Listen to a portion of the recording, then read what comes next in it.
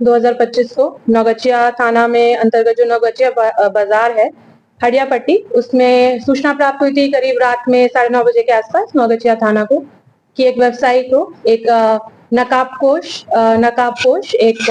अज्ञात अपराधकर्मी के द्वारा गोली मार दी गई है। तो तुरंत ही पुलिस टीम घटनास्थल पे पहुंची थी और जिस व्यक्ति को गोली लगी थी उसको तुरंत ही अनुमंडल अस्पताल ले जाया गया था, जहां पे उसे मृत घोषित कर दिया गया था, जिसके पश्चात पोस्टमार्टम भी हुआ। और इसी में जो मृत व्यक्ति है जिनका नाम है विनय कुमार गुप्ता, उनकी पत्नी के आवेदन के आधार पर एफआईआर की गई और नौगछिया थाना में कांड प्रारंभ किया गया। क्योंकि कांड बहुत संवेदनशील था और बहुत ही ज्यादा सेंसिटिव मामला था, तो तुरंत ही एसडीपीओ नौगछिया के नेतृत्व में एक एसआईटी का गठन किया गया, जिसमें 3 से 4 टीम्स बनाई गई। और उसमें एक टीम जो थी जो निरंतर रात से ही लगकर तुरंत ही सीसीटीवी फुटेज का अवलोकन करने लग गई थी। एक टीम के द्वारा सूचना संकलन किया जा रहा था और एक टीम इन्हीं सूचना के आधार पे लगातार छापेमारी कर रही थी। दिन रात टीम ने मेहनत की है और छापेमारी की गई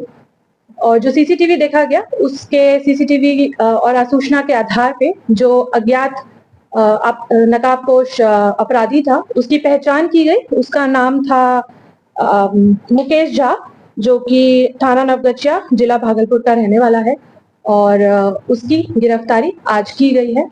उससे पहले सूचना संकलन के आधार पे 48 घंटे के अंदर जो मुख्य आरोपी है जिसका नाम है अनमोल पासवान, वो तेतरी का रहने वाला, थाना नौगछिया भागलपुर का रहने वाला है, उसको गिरफ्तार किया गया था। माननीय न्यायालय में उपस्थापन किया गया और उसके पश्चात उसे पुलिस कस्टडी में लिया गया। इसी के बयान पे और इसका जो कन्फेशन था उसके आधार पे जो और सहयोगी था मोहम्मद कबीर आलम, जो कि उज्जानी थाना नौगछिया का रहने वाला था, उसको भी गिरफ्तार किया गया। इन तीनों ने अपनी इस अपराध में संलिप्तता स्वीकार की है और इन तीनों के ही कन्फेशन के आधार पे जो मृतक है उनके भाई विपिन गुप्ता, जो उन पिताजी विश्वनाथ प्रसाद गुप्ता को पूछताछ हेतु थाना पर लाया जा रहा है और अग्रिम कार्रवाई की जाएगी। घटना के रीजन को लेकर ये जो तीनों अपराधी हैं इन लोग के द्वारा बताया गया है कि दोनों भाइयों में आपस में पारिवारिक इशू चल रहा था,